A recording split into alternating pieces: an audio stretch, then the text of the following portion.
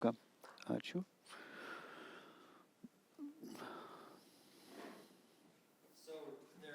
Taigi, labai faina, kad jūs čia girdėjom pakvietimą Velykoms. Tai yra pakvietimai lietuviškai.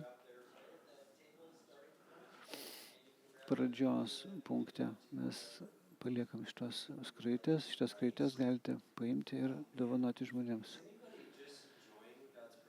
Ar kažkas džiaugiasi šiandien viešpaties buvimu? 2 žmonės.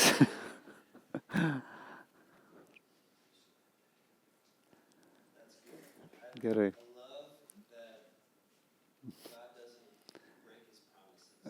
Man tai patinka, kad Dievas nelaužo pažadų. Mes čia susirinkę, jis yra čia, mūsų tarpe.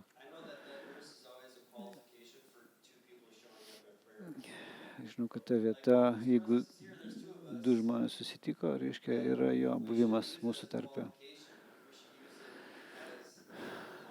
Bet mes tai naudojam tarsi priminimą, bet iš tikrųjų jisai visada yra su mumis. Bet jeigu tu jauties, kad aš esu čia vienas, nieks nepažįsta manęs, šventoji dvasia yra čia. Jinai nori kalbėti tau. Nori, kaip dvasia kalba man, aš nenoriu, kad dvasios kalbėtų man. Ne, šventoji dvasia nėra kažkokia baugi ir keista. Tikėk manim, šventoji dvasia sako, tikėk manim. Šitas švelni mintis arba toks šnibždesys tarsi. Atrodo kaip tavo paties mintis. Mes dar nežinom kartais, kaip tai atskirti. Bet ji yra mūsų tarpe, ji nori kalbėti tau. Nesvarbu, per ką tu eitum šiandien. Šiandien kalbėsime apie maldą. Ir atrodo, kad žmonės nemėgsta, kai kalbės apie maldą. Apie maldą, kiek galim kalbėti apie maldą? Kas galvoja, kad čia juokas? Ne juokas. Jūs galite kalbėti man, jūs galite reaguoti tai, ką aš kalbu. Nebūkit tokie kaip estai, kurie sėdi geležiniais veidais ir garbinimas va toks va.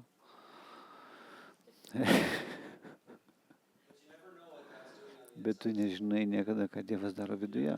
Tu niekada nežinai. Nes žmonių gyvenimai keičiasi. Viduje keičiasi, iš išorės tu gali net nematyti. Tai yra viskas tvarkoje. Pradėsime skaityti rašto vietas, bet prieš tai pasimelskime. Paliekame vietos laiko pasimelsti. Aš nežinau žmonių, kurie gyvena čia, kurie yra aplink mane. Pirmas dalykas, ką aš noriu pasakyti apie maldą. Prašyk kažko konkretaus Dievo. Nesakyk Dieve, kalbėk man. Dievas kalbės tau, bet apie ką? Apie ką kalbėk? Ateini pas savo draugus, sakai, kalbėk man. Tu paprastai klausi kažko. Kažką tai pasakai, tu jam kažkokį tai pareiškimą darai. Tada pradedi kalbėtis. Jeigu nori, kad Dievas atsiskleistų, sakyk taip pat kaip savo draugui. Jeigu nori gauti atsakymą arba vedimą kažkokią situaciją, arba sprendimą, kurį turi padaryti savo gyvenime, pasakyk jam apie tai. Ir tada lengviau bus matyti ir jo atsakymą tavo gyvenime. Luko Evangelija 11 skyrius.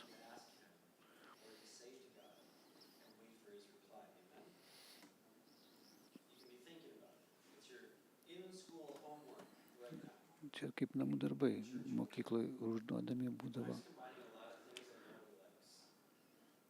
Niekas nemėgsta namų darbų.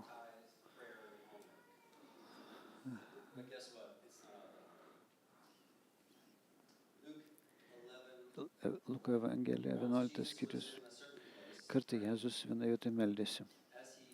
Pirmą eilutę. Jam baigus melstis, vienas iš jo mokinių paprašė: Viešpatie, išmokyk mus melstis, kaip ir Jonas išmokė savo mokinius.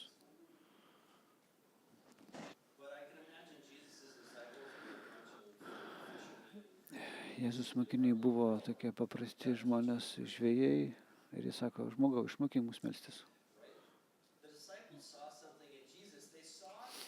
Mokiniai matė Jėzuje kažką tai, kad Jėzaus jėga ir tikslas ateidavo iš jo maldos gyvenimo. Jie neprašė, jie neprašė: išmokyk mus pamokslauti, vaikščioti ant vandens, išvarinėti demonus, išmokyk mus melstis. Tai yra jėga tame, jeigu mes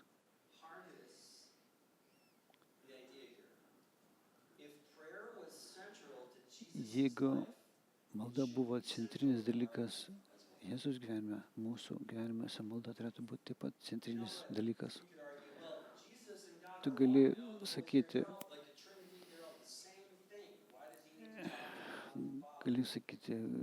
kodėl jiems reikėjo melstis, nes Jėzus yra vienas su trejybe. Bet, žinot, jo dievybė tarsi buvo sustabdyta.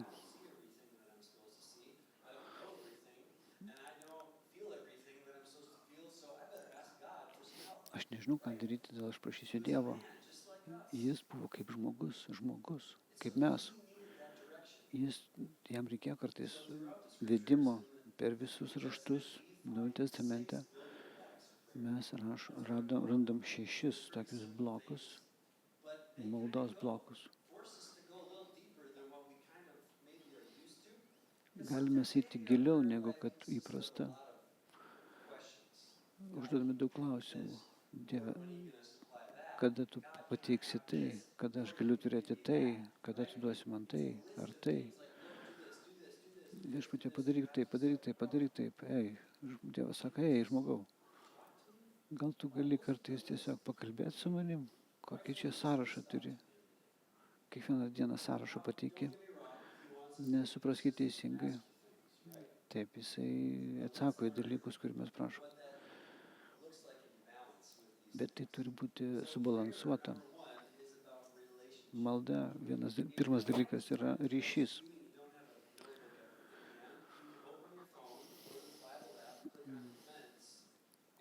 Jeigu neturi užrašų, gali atsidaryti Biblijos apsą, priedą ir surasti Bibliją. Ir ten yra renginiai ir ten tu gali matyti, susirasti Johnny George ir ten tu gali matyti tai, ką mes mokslaujam ir pasižymėti.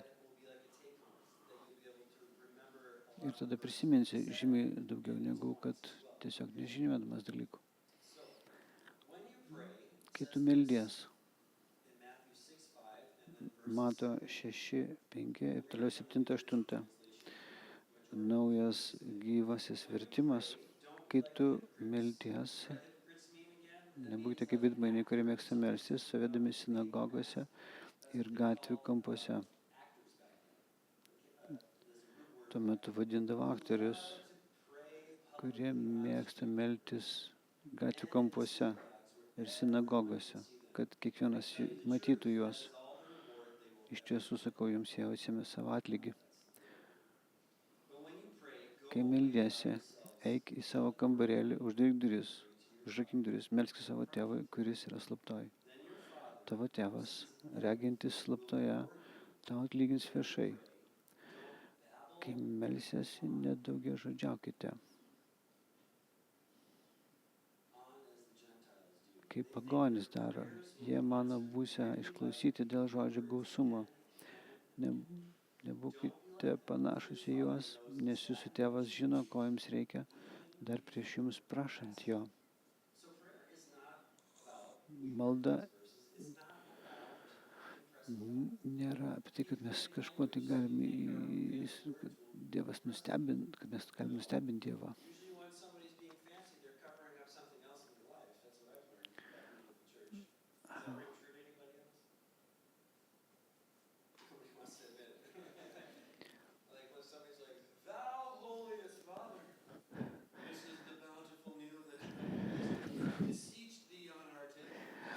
Jis kalba dabar apie tokią sudėtingą anglų kalbą.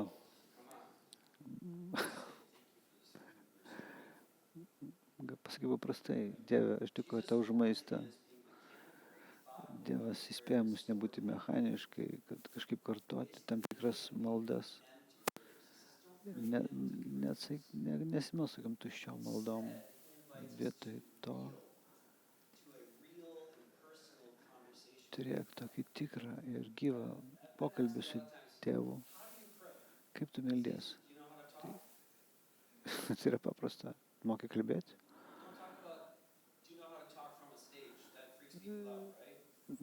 Aš nekalbu apie kalbėjimą nuo scenos.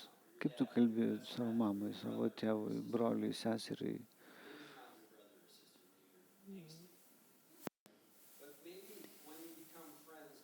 Kai tu tampi draugu su kažkuo, tai turi kažkokius ryšius artimus su kažkuo. Tai tu prisimink žmogus, su kuriuo tu gali lengviausiai kalbėtis. Atsisėdi, gali vaikščioti, gali bėgti, gali važiuoti dviračiu, gali parke sėdėti ant suolelio, gali knygą sėdėti ir tu gali kalbėti su Dievu. Tai nėra išprotėjusio žmogaus klijonės. Tu gali kalbėti su Dievu, jis nori, kad tu kalbėtume. Žinai, kas dar yra geras dalykas kalbėti su Dievu? Tu gali klausyti. Tu kažką pasakai Dievui, nusiramink ir lauk atsakymą iš Dievo.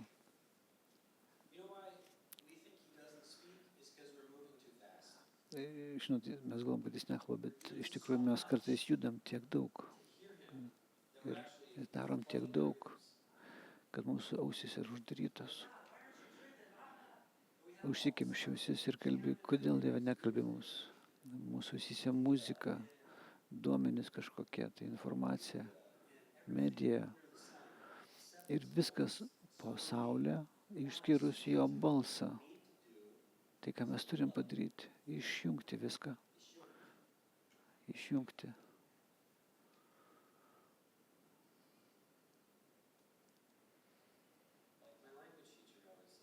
Kaip mano lietuvių kalbos mokytojas sako, Lukai, palauk, klausyk.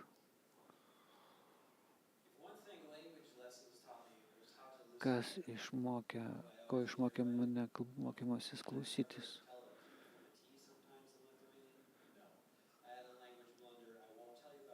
Nėra lengva mokytis lietuvių kalbos, aš kartais neskiriu žodžių, aš daug klystu,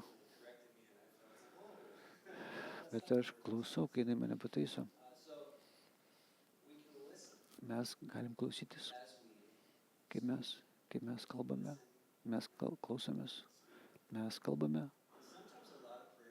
Kartais daug maldų yra susideda iš to, kad mes klausom.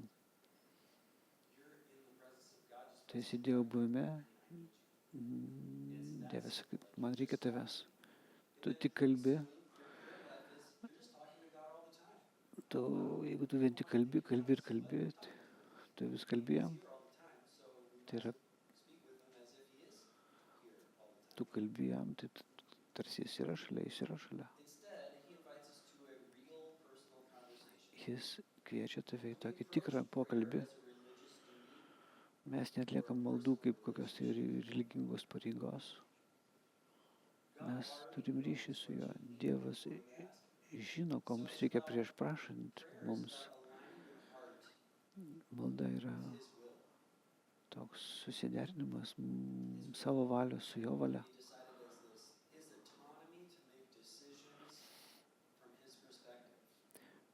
Mes turime daryti sprendimus žiūrint iš jo perspektyvos. Dievas suteikia mūsų autonomiją.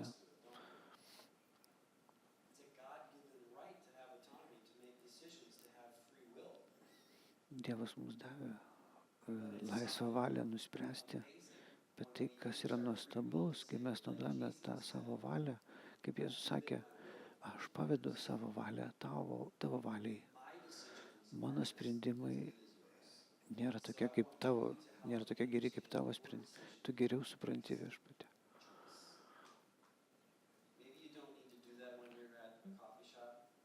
Galbūt tau nereikia to daryti, kai tu esi kaviniai, kokią kavą užsakyti. Ar man reikia klausti Dievo dėl cukraus, nes nedarykime kažkokių neprotingų dalykų, bet kad tai yra svarbus sprendimai. Dieve, ką tu sakai apie tai? Aš klausau dabar, noriu išgirsti iš tavęs tai, ką nori pasakyti man. Aš klausau. Jis kalba, kai mes tai darome. Antras dalykas.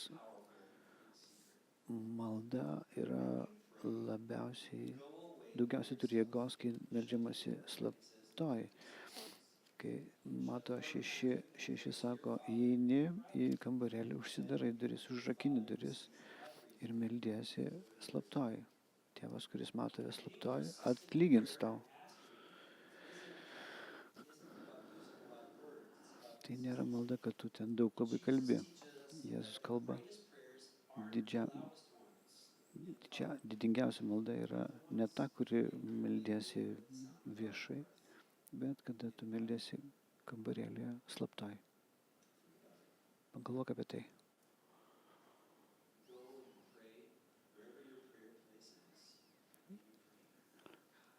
Kur tu beitum, tu gali melstis, gali šnabždėti.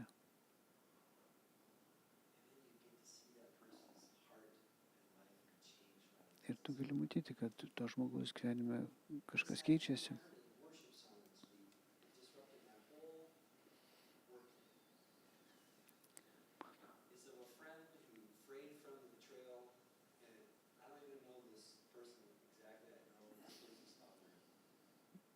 Aš turiu draugą, kurio gyvenimas yra nuodėmė, iš tiesų nuodėmė.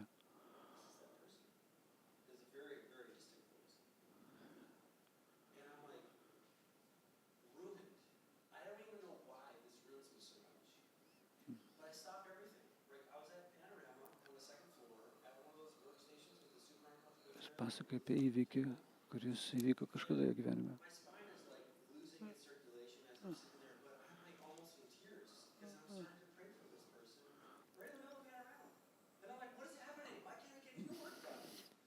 Aš meldžiuosi, atsiprašau.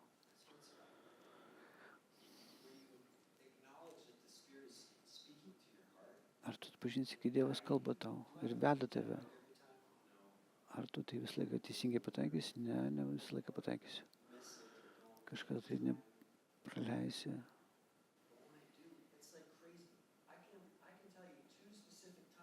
Du dalykus galiu prisiminti apie tą patį žmogų, kuris man sugadino visą dieną.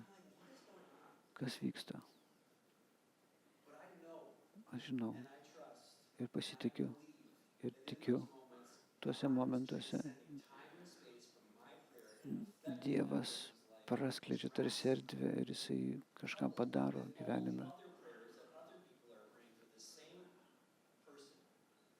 Ir sujungia tarsi maldas, mano ir jų maldas.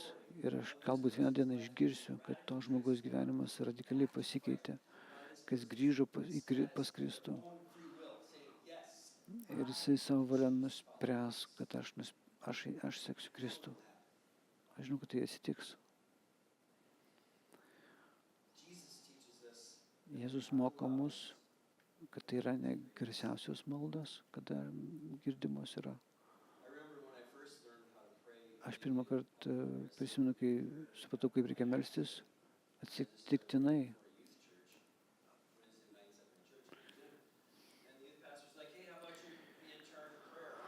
Kas norit pasimelsti kažkam susirinkime, ką tai reiškia?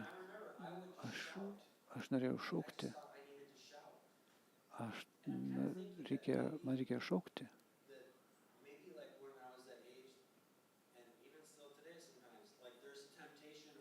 Yra toks išmėginimas kažkaip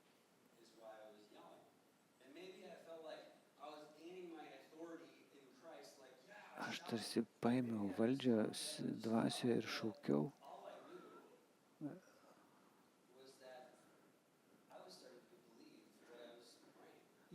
Tada aš pradėjau tikėti to, ko aš meldžiuosi, aš dar vaikas buvau.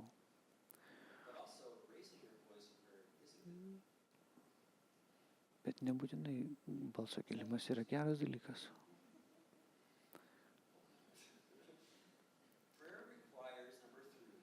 Trečias dalykas, malda reikalauja. Maldai reikia tikėjimo Dievo gerumu. Mato 7:7. Prašykite, jums bus duota, ieškokite ir rasite, belskite, bus jums atidaryta. Kiekvienas, kas prašo, gauna, kas ieško, randa ir beldžiančiam atidaroma.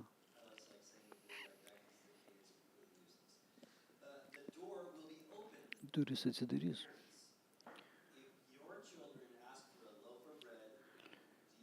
Argi atsiras šių žmogus, kuris savo vaikui prašančiam duonos duotų akmenį, arba jeigu jis prašytų žuvies, nejaugi duotų jam gyvatę. Jeigu tad jūs, būdami blogi, nusidėję žmonės, mokate savo vaikams duoti gerų dalykų, tai juo labiau jūsų tėvas, kuris yra danguje, duos gerą tiems, kurie jį prašo.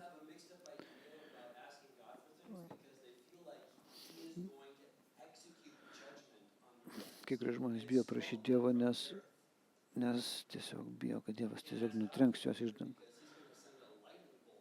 Jis nutrenks jeigu aš kažko netai paprašysiu, tai jis tiesiog atsiūs kamuolinį žaibą. Jis nori duoti gerų dalykų tiems, kas prašo jo. Gera dovana nėra $1 000 000 ir laisvų nuo mokesčių. Ką čia kalbė? Gera dovana yra sveikas protas. Gera dovana yra besimeldžianti žmona. Gera dovana yra vaikai, kurie myli Jėzų. Gera dovana yra pastovus darbas. Gera dovana yra sugebėjimas miegoti naktį ramybėj. Ir gera dovana yra tiesiog galimybė kalbėti su savo žmona ir gauti išgydymą savo kūnui ir matyti atsakytas maldas į savo poreikius. Tai yra daug labai gerų dalykų, tai geros dovanos. Taip yra aprūpinimas, taip yra be abejo viena iš dovanų. Bet aš nenoriu Maserati. Bet tai nėra labai praktiškas šeimos automobilis, mažytis, mažas, daug vietos užima garaže. Bet Maserati šiaip yra gera mašina.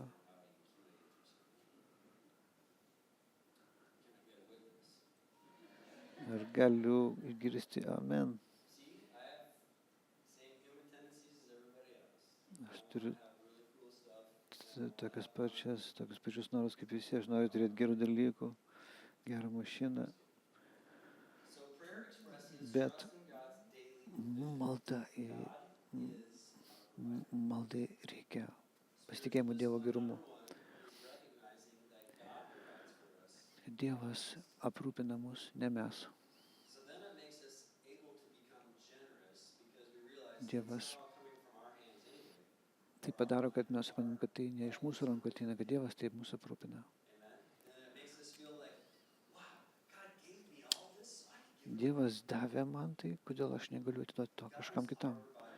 Dievas yra mūsų aprūpintas, geras tėvas, kuris žino mūsų kasdienius poreikius. Maistas, drabužiai, batai, mašinos, jis yra geras tėvas, kuris nori duoti gerų dalykų tiems, kas tiki juo. Mes pasitikim jo gerumu. Malda, kurią Jėzus mokina melstis, nėra pasyvi.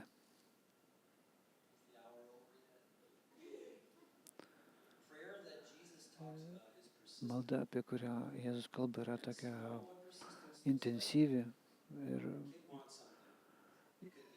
kaip pavyzdys, kad vaikai, jeigu nori kažko, tai jie gauna tai. Jeigu jie prašo ir gauna. Tu nori rėkti, Bet jie vis prašo, jie nori gauti tai, ką jie nori gauti. Ir tu galų galia duodi jiems.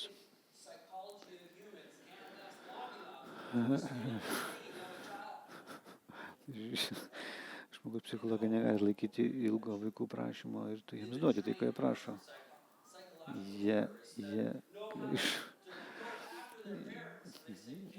Jie tarsi išmokinti profesionalaus psichologo ir prašyti tėvų.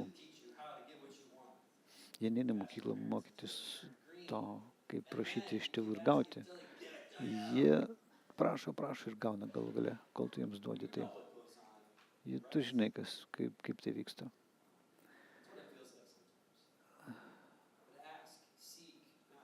Ieškok, belsk, prašyk, tol, kol Dievas tau atsakys. Taip.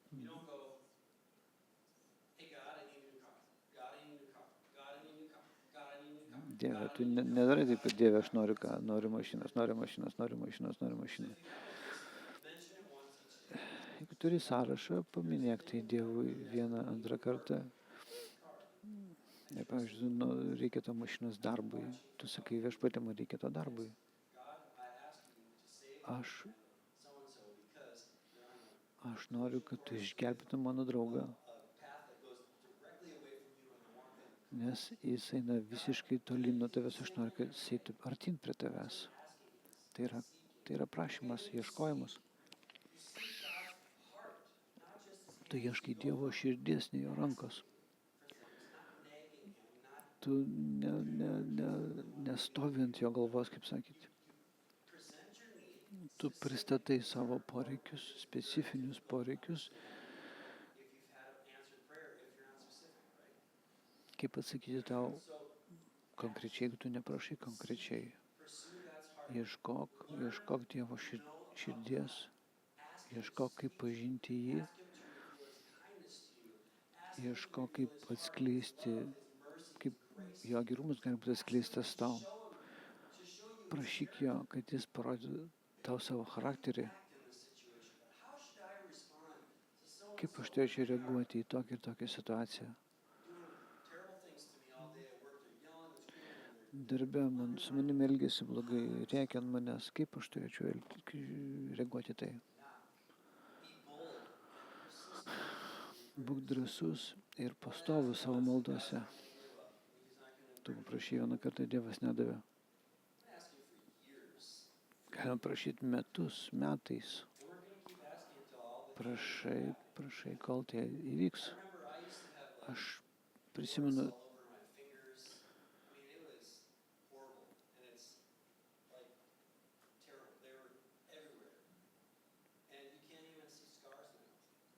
turėjau žaizdas ant pirštų. Dabar netgi galima matyti randus. Karpas. Aš nuėjau pas daktarą. Mes paimsime peilį ir nupjausime visas. Ir tada jos dings? Neaišku, ar dings. Baisu. Kankinimas, aš nenoriu taip.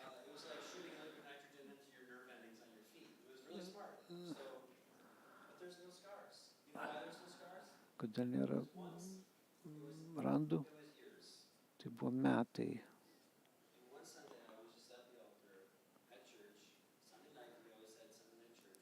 Sekmadienio vakarą bažnyčiai. Viešpatie, aš nebegaliu daugiau kentėti šitų karpų. Prašau, išgydyk mane, panaikink tai, aš negaliu daugiau su jomis gyventi. Ir toliau mes garbinam Viešpatį. Neatsimenu, ar tai buvo diena, ar tai savaitės, bet pasižiūriu į rankas. Taip. Gal netgi po nagais būdavo.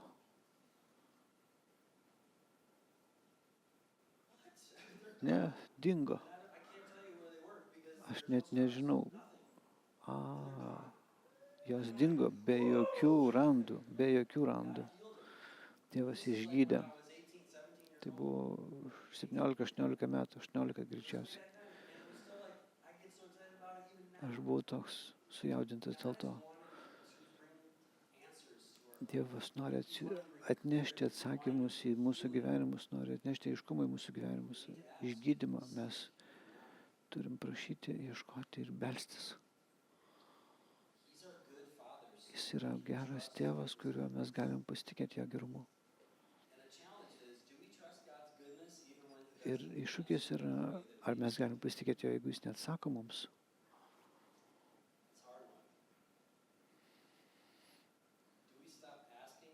Ar mes nustojam prašyti per greitai?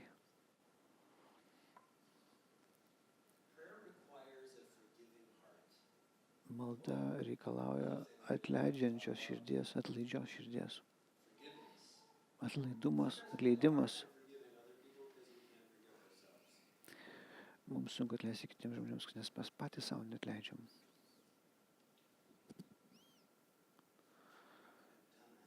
Kaip aš tai galėjau padaryti? Kodėl aš tai padariau? Kodėl tai man atsitiko? Kodėl tas žmogus taip man padarė? Kodėl jie elgėsi su manim šitaip?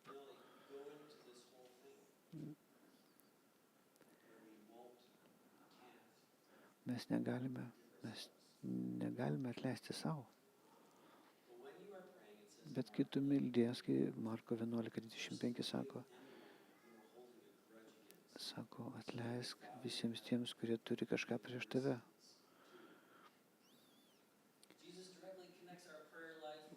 Jėzus sujungia tiesiogiai mūsų maldos gyvenimą su atleidimu. Luka, tautinį prezidentą sako, 25 svarai per daug tu sveri. Jie nesismulkina, jie sako tiesiog tavo padėtį. Ir Jėzus, jisai neįžeidžia taip kaip gydytojas, bet jisai gali tai padaryti, aišku.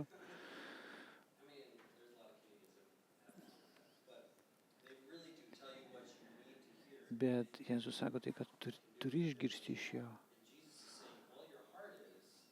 Tavo širdis laiko tave nuo atsakymų maldose. Jeigu turi kažką prieš kažką kitą, kažkokį turi akmenį savo kupriniai.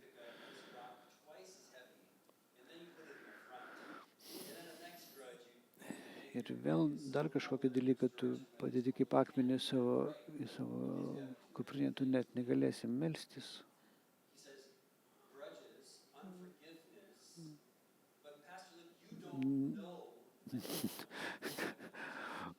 Bet pastoriau, tu nežinai, ką jie man padarė. Taip aš nežinau, bet Jėzus žino. Ar tu gali pasitikėti tuo? Jis žino. Jis buvo ten. Jis ėjo per tą skausmą su tavim.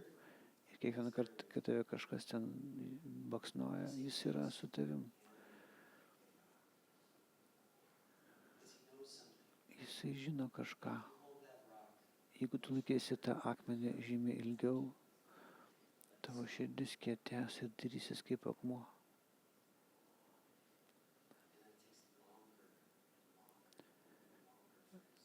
Ir darysis vis sunkiau ir sunkiau ir sunkiau. Padaryti tą širdį minkštą, nes kartėlis bus pripildęs tavo širdį. Bet tą sekundę, kai tu nusprendi atleisti, tavo širdis sudūžta. Ar girdėjot?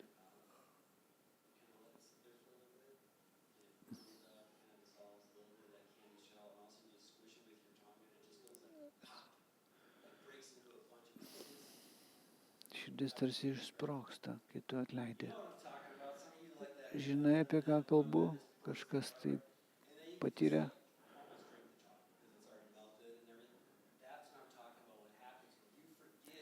Kai tu atleidi, kažkas ištirpsta ir sprogsta tarsi. Ir Dievas nuplauna viską.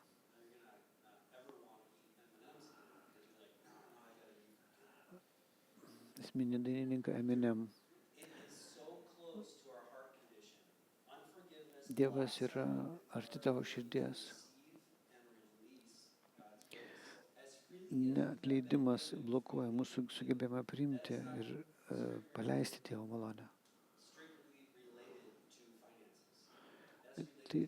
tiesiogiai susijęs su finansais, su kiekviena gera dovana, kuri ateina iš tėvo. Jeigu tu gauni kažką, tu tai atiduodi. Tu gauni džiaugsmą, atiduodi džiaugsmą. Gauni finansus, atiduodi finansus. Gauni meilę, atiduodi meilę. Aš metu iššūkį tau šiandien,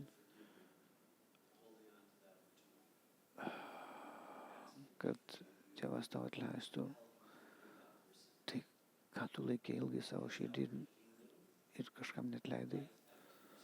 Ir gausi gyvenimą ir gyvybę į savo sielą.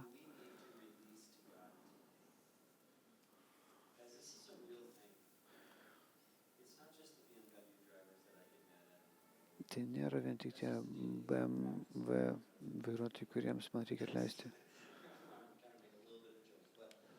Aš juokauju, aišku, yra tikri dalykai.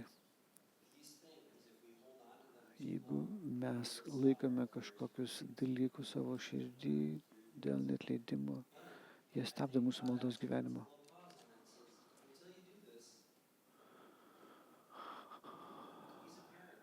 Jis yra tėvas. Jis supranta, kad vaikai turi tam tikras laikas praeiti, kol jie padaro tai, kad tėvas prašo.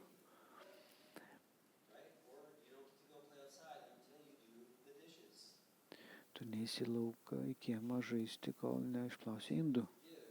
Kol tu neatleisi, tu negausi tam tikrų palaiminimų. Nuolankumas atrakina maldos galią. Luko 18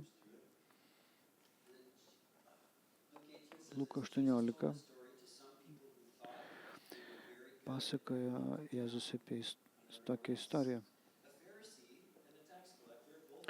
Fariziejus ir mokesčių muitininkas meldėsi vieną dieną. Dieve, aš dėkoju tau už tai, kad aš nesu toks kaip kiti žmonės, kurie vagia, svetimauja, arba šitas mokesčių rinkėjas. Aš pasitinkau 2 kartus savaitėj ir aš atiduodu 10 nuo visko, ką gaunu. O muitininkas, mokesčių rinkėjas, jis negalėjo net į dangų pažvelgti. Jisai buvo toks nuliūdęs, tik daužėsi į krūtinę ir sakė, Viešpatie, pasigailėk man, aš esu nusidėjėlis. Jėzus sako, kad šitas žmogus išėjo nuteisintas, o fariziejus ne. Tie, kurie save aukština, bus pažeminti. Tie, kurie žemina save, bus išaukštinti. Jėzus palygina parodo 2 skirtingus dalykus maldoj. Fariziejus išdidus, pats savo teisus, giriasi prieš Dievą.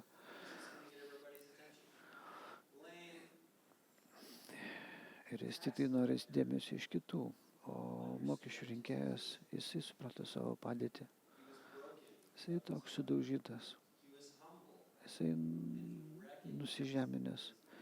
Jisai pripažįsta jo poreikį. Jam reikia gailestingumo. Jis ateina pas Dievą toks. Tai va, tokiem Dievas atsako. Kai jis girdi tave, kai tu kalbi iš nusižeminusios širdies.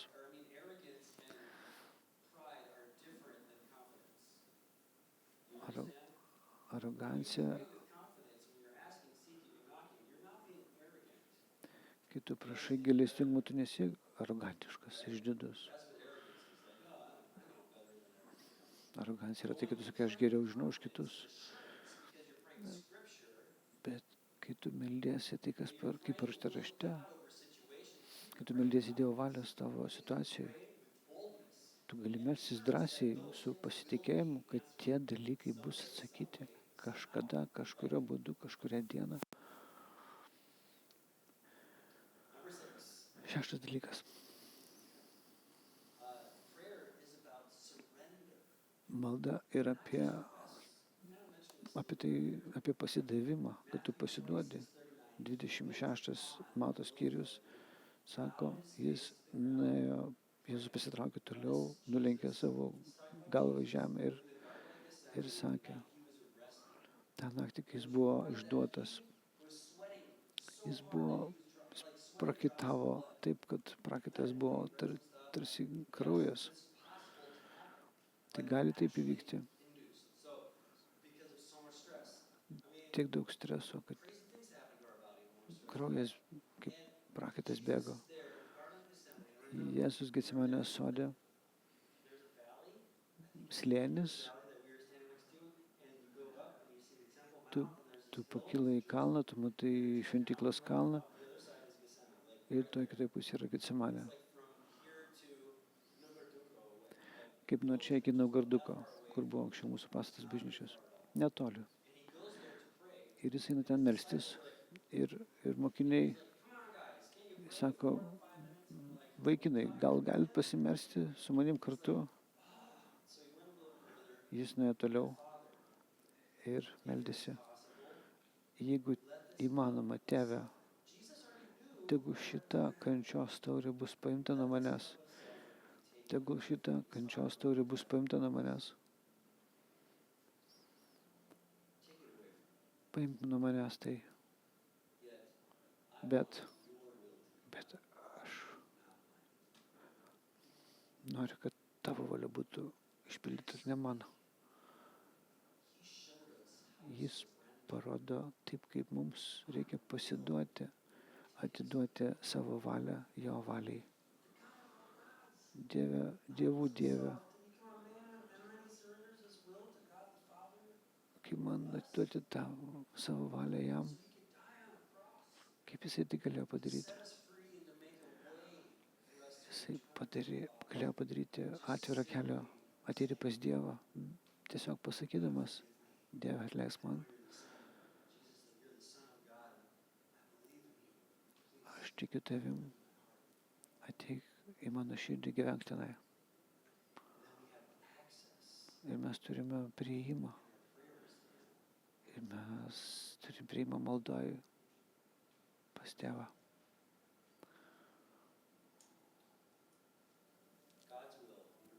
Dievo valia, atsimink, šitie sprendimai, šitie planai. Ir kai mes esame tokioje vienoje linijoje su jo planais, idėjomis, jo idėjomis, mes taip sinchroniškai vaikštam su juo.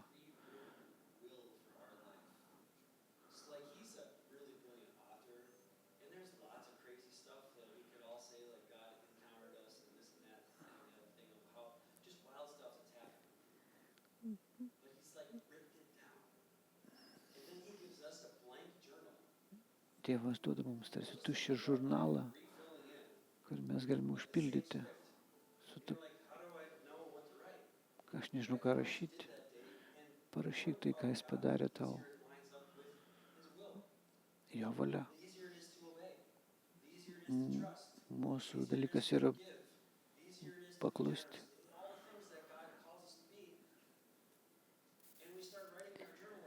Mes pradėjom rašyti dienoraštį. Ir mes galim pažiūrėti tos ankstesnius dienoraščius, ką mes rašėm anksčiau. Ir mes matom, kad tai įvyko. Pakalbėti su tuo žmogum, padėti šitam tarnavimui, padėti tam žmogui.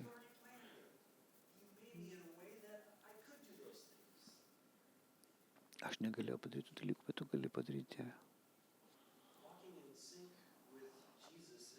Vaikščioti tokiam sinchroniškam buvime su juo. Nebūti vienuoliu. Nieko blogo nėra būti vienuoliu. Bet ar mums reikia eiti iki tokio ekstremumo? Ne, nebūtina. Pagalvok. Kaip aš galiu labiau sekti Jėzų šiandien, lyginant su vakarykščia diena. Vienu žingsniu arčiau prie jo, arčiau Jėzus šiandien.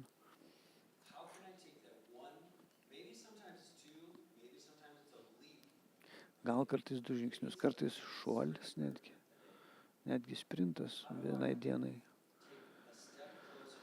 Kaip aš galiu priartėti prie Jėzus šiandien arčiau? Kodėl sakau 1 žingsnį, 2 žingsnius?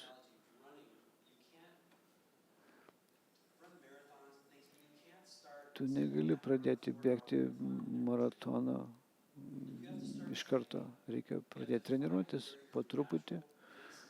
Koks yra tavo natūralus žingsnis, greitis.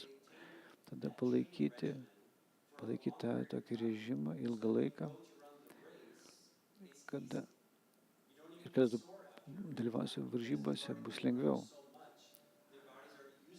Jau tavo kūnas jau pratęs prie to. Idėja yra tokia. Tu pritaikai savo žingsnį prie to, ką Jėzus nori, atleisdamas žmonėms. Pakeis truputėlį kiekvienu metu. Ir tai taps tarsi įpratimu. Kitą reiks bėgti maratoną, tu galėsi padaryti. Aš, kai bėgau maratoną ar pusę maratoną, aš galvoju mirsiu. Aš paskambinu Taniai. Aš pasiduodu. Tanė sakė, nenustok, nedrįsk nustoti. Aš išgirdau jos balsą. Jis laukia manęs prie finišo. Aš jau, kojos man skauda, bet aš padariau tai.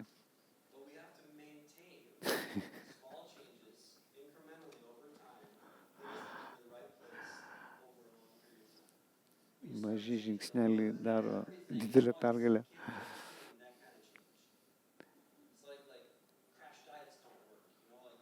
Tokios labai žiaurės dietos nieko nepadeda. Bet jeigu mažinsi kalorijas, po truputėlį mažinsi kalorijas, tada bus gerai. Ir tau reikia sinchronizuoti su Jėzumi. Pamažu. Tu gali prašyti jo šiandien.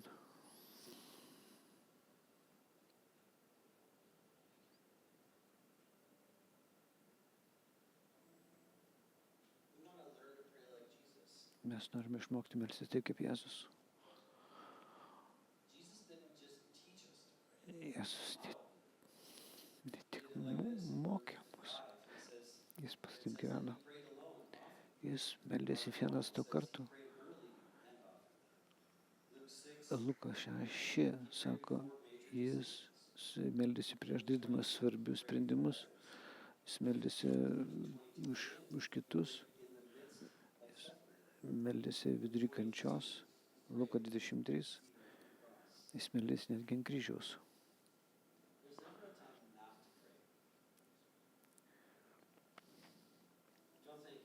Nėra tokio laiko, kad tu galėtum nesimelsti. Visada gali melstis.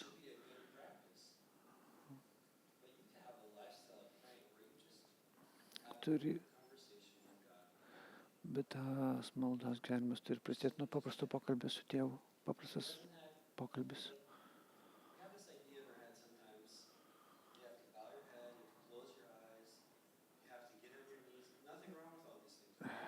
Mes kartais girdim, kad sako, užmerk akis, nuleisk galvą ir melstis taip ant kelių. Nieko blogo taip melstis. Bet staiga kažkas atsitinka. Kartelai.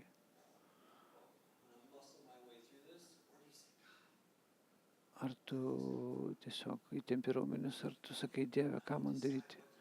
Aš noriu sprendimo, kaip elgtis.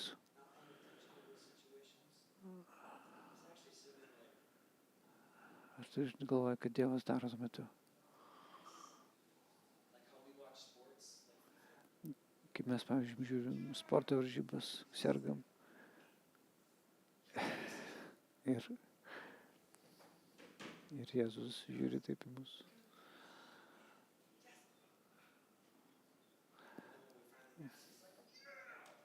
Ir jeigu mes padarome teisingą sprendimą, Jis taip džiaugiasi, jis žiūri mus, stebi mus, jis laukia ir jis veda mus.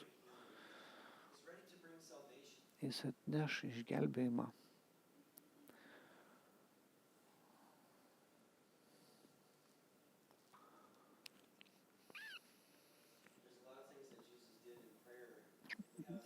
Daug dalykų Jėzus darė maldoje.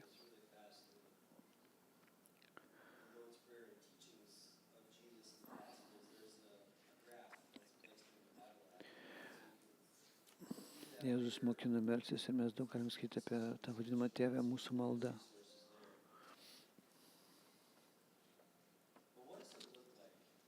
Kaip tai atrodo mūsų kasdieniam gyvenime? Ar mes skiriam laiką tokiam skirtam maldos laikui? Mano malda turi būti valanda laiko. Aš turiu kėdę arba turiu atsiklaupti. Pradėk paprastai.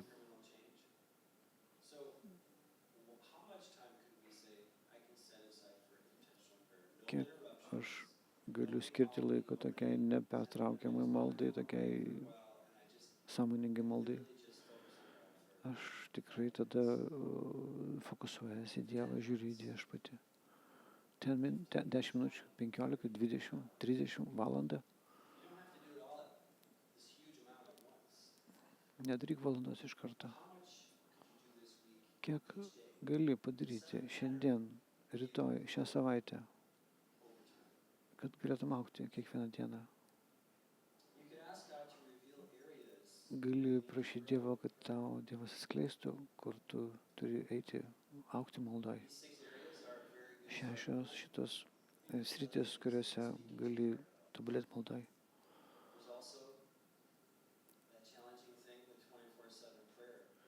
Tai yra toks iššūkių dalykas, melstis 24 valandas visą laiką. Ir žmonės meldžiasi tame maldos maratone ir Amerikai. 10 minučių, tu gali pasirašyti 10 minučių.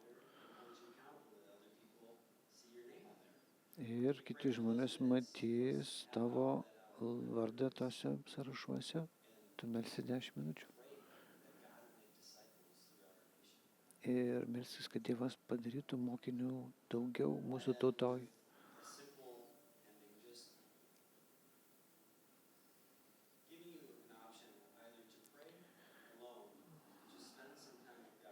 Ir tai yra pasiūlymas melstis arba vienam, o jeigu tu negali vienas melstis, aš nežinau kaip melstis. Aš noriu pakviesti maldos karius, maldos maldininkus ateiti į priekį ir gal gali kažkas nors padėti man, ateik prie tų žmonių, kurie bus priekyje, jie padės tau melstis. Aš nežinau, aš nepažįstu to Jėzus, apie kurį tu kalbi, aš noriu jį pažinti, aš noriu pažinti jo meilę, jo ramybę, tą viltį, kurią jis turi.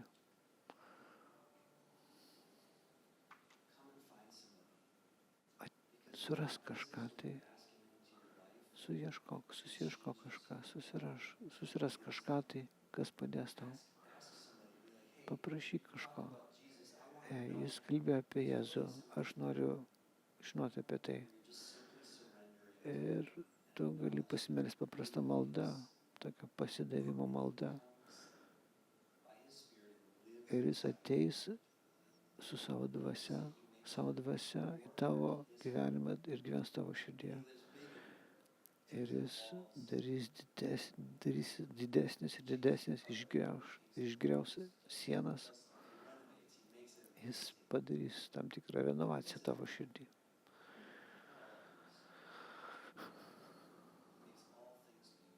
Jis padarys visus dalykus naujais.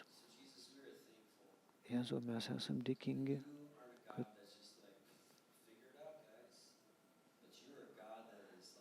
tu tu esi Dievas, kuris sako, ateik pas mane. Tie, kurie turi naštų, kurie turi kažkokių nešulių. Ir ačiū Dieve, kad tu nesi žmonių sugalvotas Dievas. Tu esi ta vieta, kurią mes galime matyti atleidimo. Ir priimtam atleidimą. Ir išmokti, kaip atleisti kitiems. Ačiū Jėzau tau, kad tu buvai su mumis šiandien šitoje vietoje. Norim artėti prie tavęs.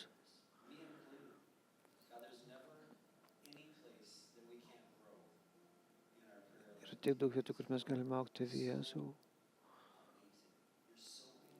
Tu toks esi didis, toks galingas. Ir toks mylintis ir rūpestingas, besirūpinantis. Ir norim artėti prie tavęs kiekvieną dieną. Norim plėsti daugiau laiko su tavim.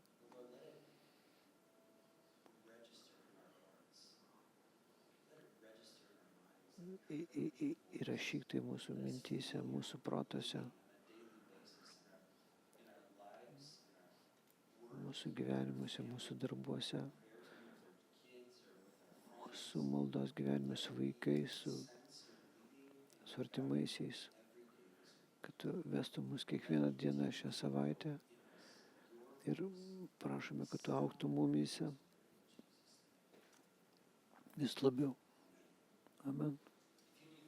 Jeigu tau reikia maldos, ateik čia į priekį, čia bus maldininkai.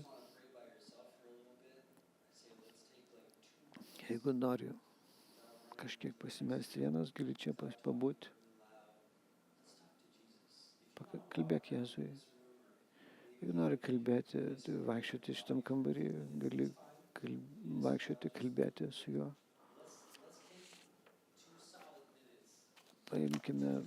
Skirkime 2 didelės minutės tam.